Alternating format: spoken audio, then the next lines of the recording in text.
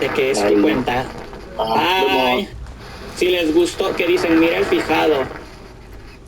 No mames, quedé en segundo lugar. Nunca pudo ganar el puto Mario dice Mario Pachanga. Ahí está, F5, gente. F5 y voten si les gustó que jugáramos Mario Pachanga con Crystals. La verdad, yo me divertí muchísimo, pero ya dependerá de ustedes. La verdad. Gente, estuvo muy divertido. Espero que se la hayan pasado bonito en este regreso de stream después de la tristeza de que me fui porque perdí en los Squid Games. Y pues nada, chicos.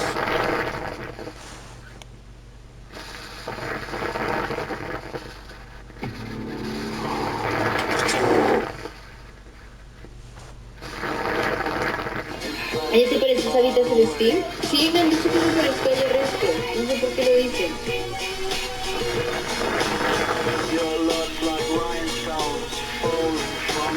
¿No se acuerdan que hay que replicarlo de la liga de...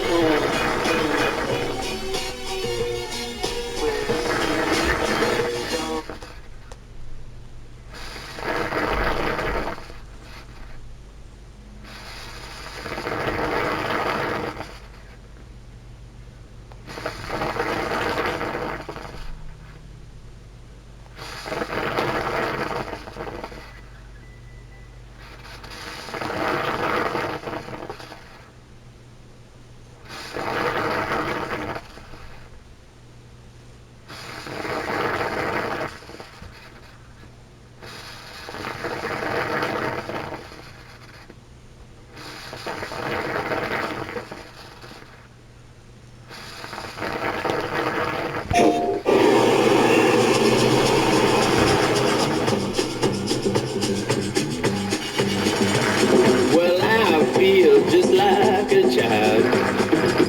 Well, I feel just like a child. Well, I feel just like a child. From my The iPhone 13 is dead, or rather, more accurately, Apple is no longer selling it brand new, as the iPhone 13 has been officially discontinued, with the iPhone 14 slotting into its former place at $600 within Apple's lineup. But discontinuation of the iPhone 13 doesn't have quite the same ring as the death of the iPhone 13, so we'll go with the latter, I think. Hey, how's it going? I'm Josh from 91 Tech, and clickbait aside, I do think it's worth discussing the iPhone 13 as a whole and where it stands 3 years later. This was and still is a very great iPhone, and perhaps the final truly great non-Pro iPhone, at least compared to what we've had since. In fact, the iPhone 13 is practically identical to the iPhone 14 that is still being sold. The only notable differences being the extra 2 gigs of RAM in the 14, as well as an extra GPU core. I'm not kidding, that's pretty much it. Basically, the iPhone 14 was the same phone as the 13, but a little faster and more expensive. It was likely the worst iPhone upgrade I think we've seen in years, if not ever, and having a Plus model instead of a Mini option wasn't something I've ever particularly been excited about. See, the thing is, back in the day, you had the 13 Mini, the 13, then the 13 Pro, and the 13 Pro Max. Yes, you had to pay quite a lot if you wanted the biggest option. However, there were still 3 size options. Now, there's only 2. Sure, you can get the Plus size for a bit cheaper than the Pro Max, but overall, there's less choice for the consumer. Of course, the 13 Mini was discontinued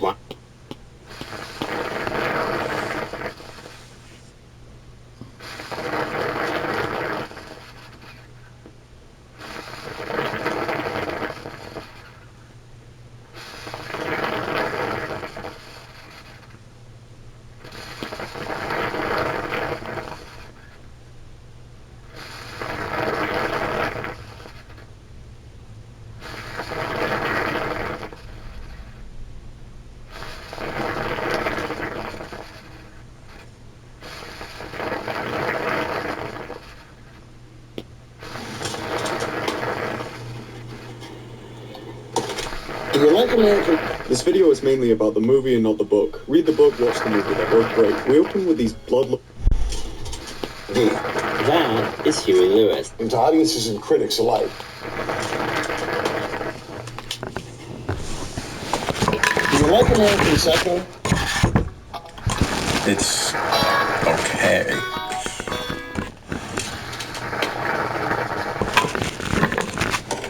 Do you like American Psycho? It's okay. Although originally polarizing to audiences and critics alike, It developed a much-deserved cult following when released on digital video disc, or DVD. That is Huey Lewis. You like Huey Lewis in the news? They're okay. And all parodying aside, he's absolutely right. When American Psycho released in 2000, half of audiences either mistook its intentions or overlooked it entirely. On its surface, it is the dark psychological thriller it's made out to be. But beneath it all? American Psycho is ridiculous. It's farcical on many levels. The book is ridiculous, brilliant, but ridiculous, as is the script, and that's what we intend. Hey, fit. You can always be thin. Look better. Both on Bret Easton Ellis's page and in Mary Herron's depiction, American Psycho is, crucially, satire. Huey? The movie works, both as a grim examination of male vanity, while also maintaining real genre thrills. Christian Bale's dynamite performance gives it a big boost. I have all the characteristics of a human being. Flesh, blood, skin, hair. But not a single clear, identifiable emotion, except for greed and disgust. Is this just Dorothea? Yes, dear. Courtney, you're gonna have the peanut butter soup with smoked duck and mashed squash. Initial reactions and misinterpretations of the film weren't just founded on the finished product. Ahead of the film, the book, a bestseller, had already been the target of protests calling American Psycho misogynistic, cynical, and needlessly violent. Don't wear that outfit again. That's probably because the characters in the story are misogynistic, cynical, and needlessly violent. That is the idea. And, of course, the challenge. If they have a good personality and they're not great looking, then who fucking cares? Just say hypothetically, okay? What if they have a good personality? I know.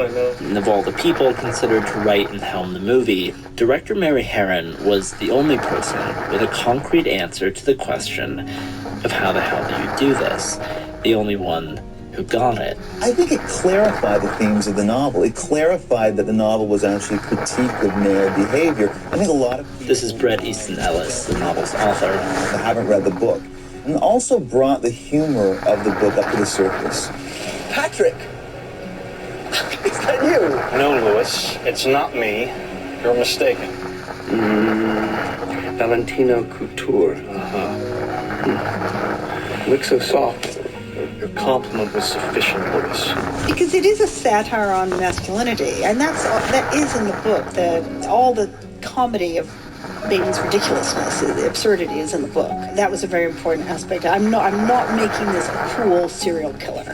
It's a ridiculous person. Tell him I'm at lunch. Patrick, it's only 10:30. I think he knows you're here. Send him in, I guess.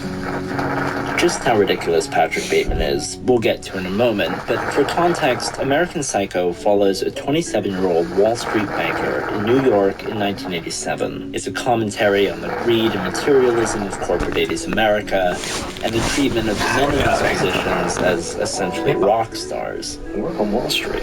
It's not a clinical dissection of the mind of a killer. Bateman is more or less an alien from another planet. He doesn't know who he is. He observes, copies what he sees.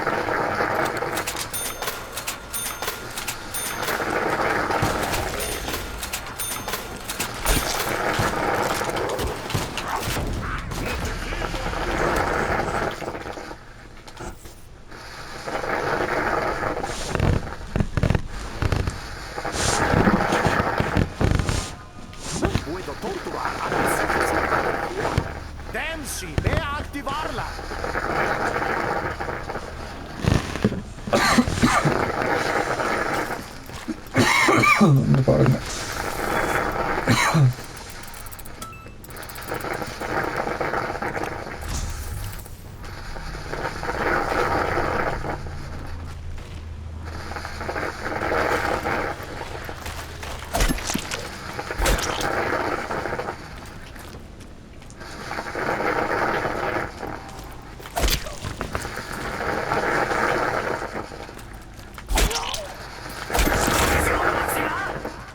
¡Munición al máximo!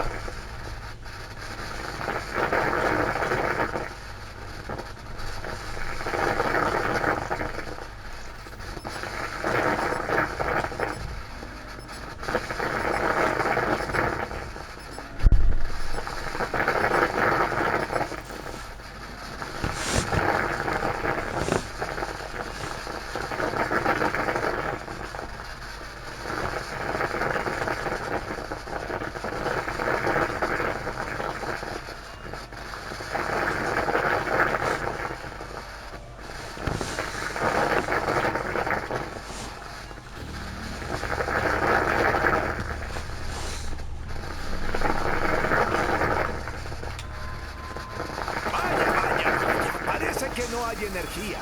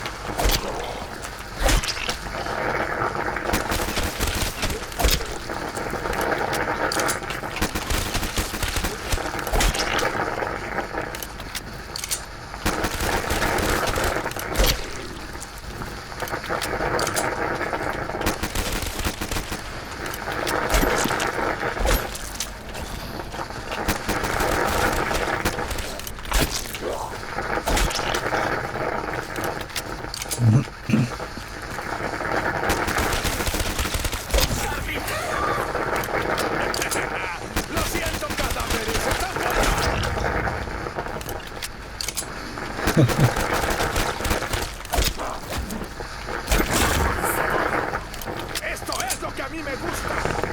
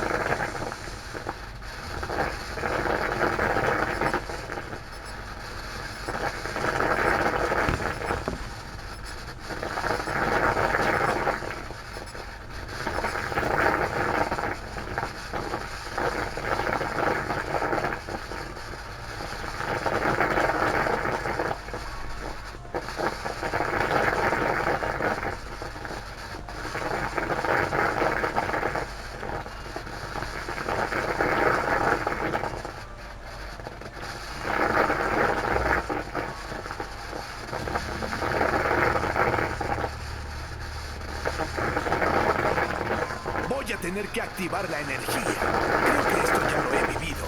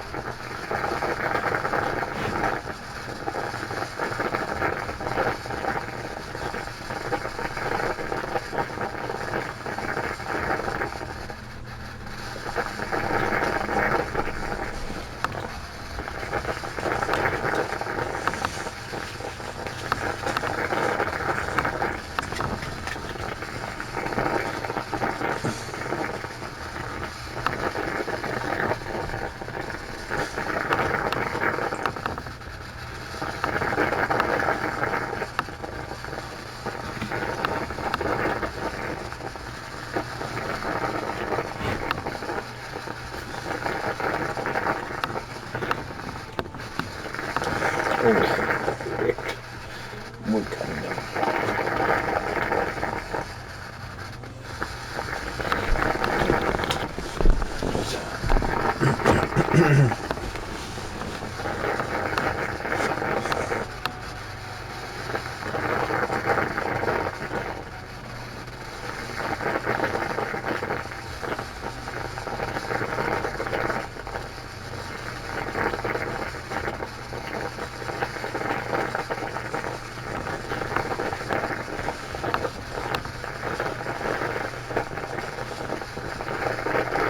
Demasiado ruido. ¿Cuándo te vas?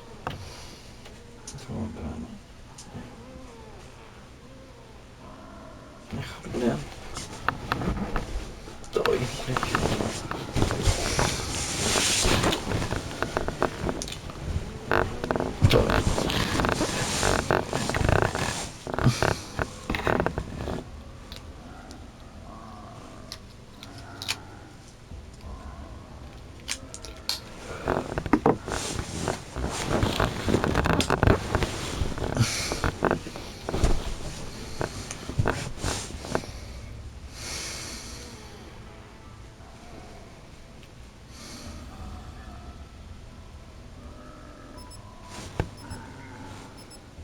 Developed by board-certified nutritionists to prepare fresh food that's pre-portioned just for your dog. 50% off. This isn't your...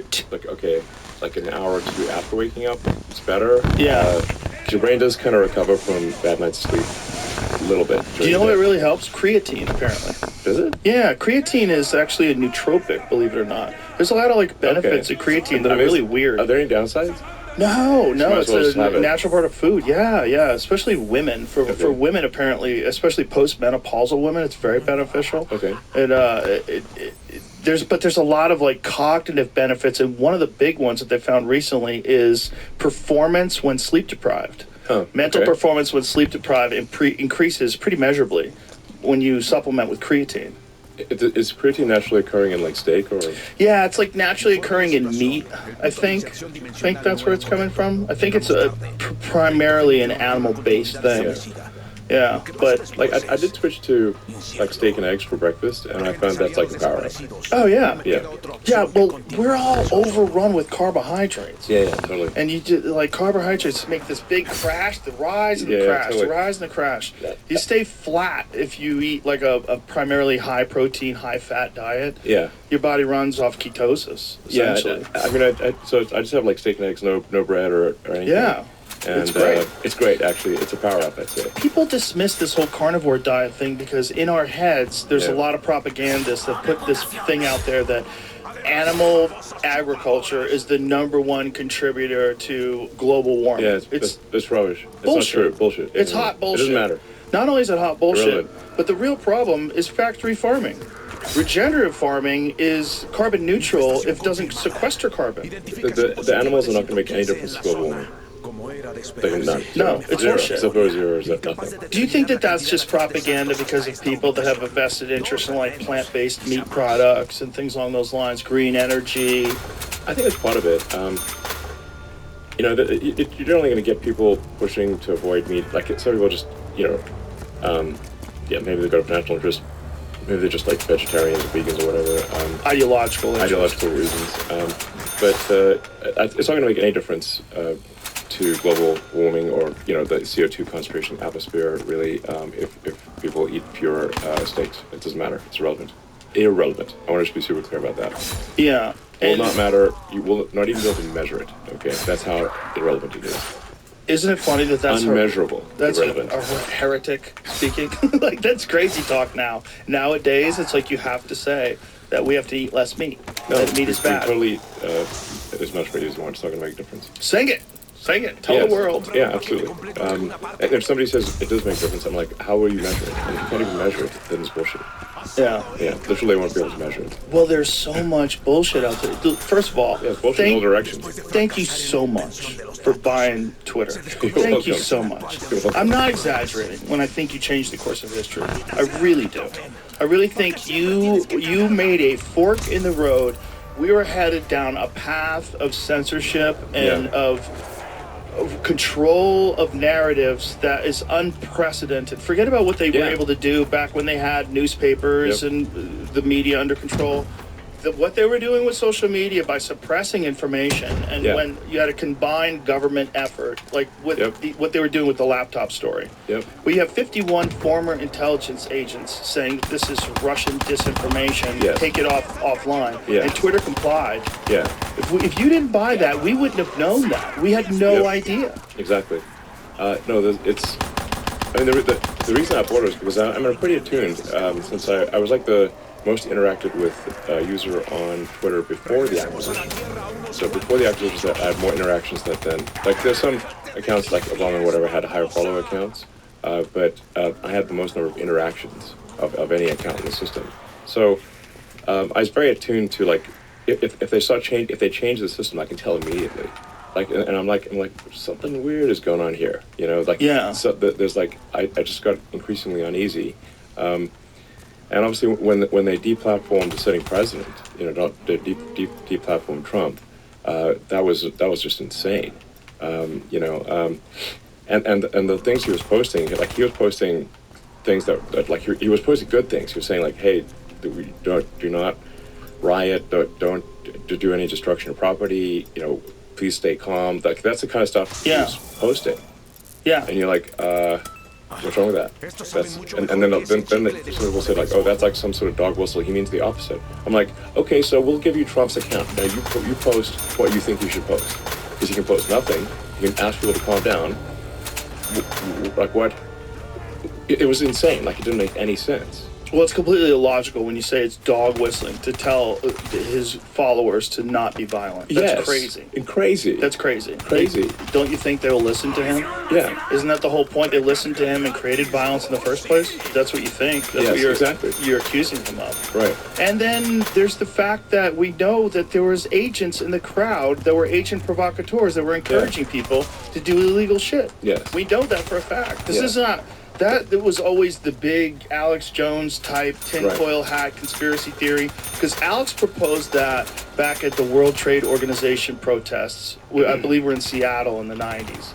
And they sent in agent provocateurs, started smashing things, lighting things on fire. Now all of a sudden a peaceful protest is no longer peaceful. They move in the cops, they shut everything down. They had it set up where it was a no protest zone, where you couldn't even have a pin that had the WTO with a red line through it. They wouldn't let you go in through to go to work. So you couldn't protest, you couldn't exercise your First Amendment rights. You couldn't even like have a peaceful protest, a fucking sticker on your car. You couldn't have that. It's crazy. It is crazy.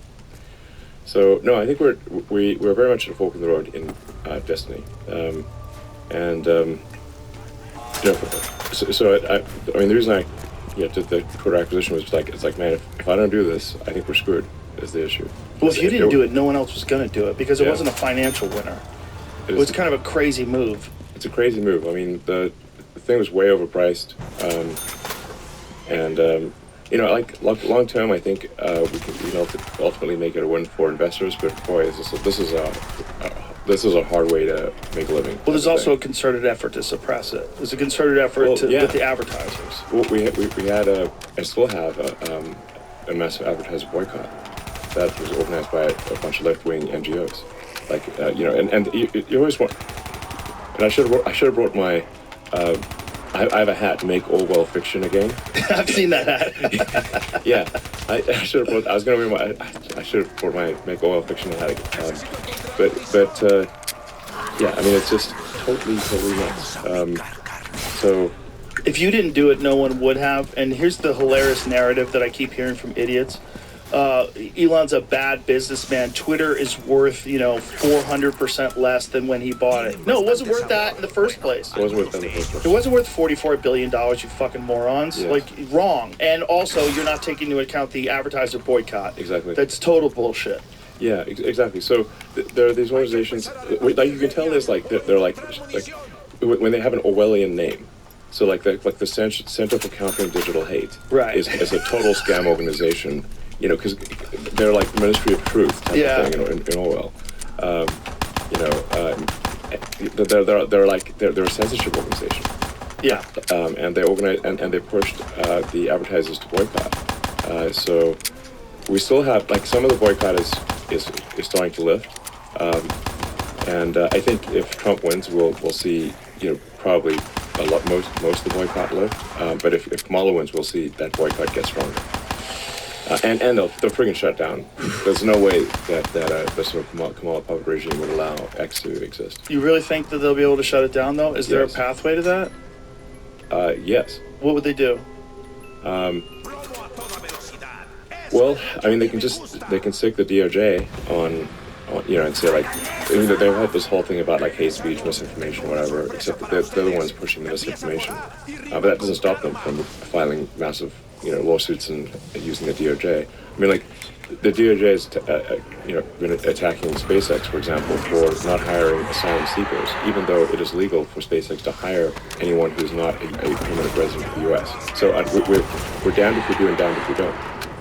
This is just an example of what DOJ can do. So it's illegal to hire someone who's not an American citizen? What SpaceX is considered an advanced weapons technology. So it's covered by international traffic and arms regulations because we make rocket technology that can be used against the United States. So, like, if North Korea or Iran got SpaceX rocket technology, they could use that to launch nukes at America. Right. That would be bad. Yeah, that'd be really bad. That'd be really bad. So we're since we are in, like, the most extreme category of weapons technology at SpaceX, under U.S. ITAR law, it is illegal for us to hire anyone who's not a permanent resident, because the presumption is that if they're not a permanent resident, they're going to return to their home country and take the rocket technology with them. So it's illegal for us to hire anyone who's not not a permanent. They can have a green card or be a citizen. They just have to be a permanent resident of the United States. Then there's another law that says if you discriminate against asylum seekers, you're also breaking the law. So the DOJ can only do a small number of big lawsuits every year. They launched a giant lawsuit against SpaceX, saying that SpaceX discriminated against asylum seekers. And we're like, but it's illegal for us to hire anyone who's not a permanent resident. So we're in this, like, this is what I mean. It's like the Orwell situation is getting insane. Like, you're damned if you do, and you're damned if you don't. So you're damned. Can you imagine history looking back Fucked up, man. at when you watch the robot arms catch the rocket and you realize, like, this is like one of the greatest accomplishments in the history of aerospace. Like, it is one of the most wildest accomplishments. Yeah. When you watch that thing come and you see all those people cheering and it catches it perfectly, like, holy shit. Imagine how history is going to look back at the DOJ going after that company. Yeah. How insane it is. Big lawsuit with an army of lawyers. Like, this was not like some minor thing. But it doesn't even make any sense logically. Like, how could it even get brought to court if it's illegal? That's exactly. So that's what I mean. Like, basically, if the government wants to go after you, they'll just find a reason. It's like that famous quote from Beria.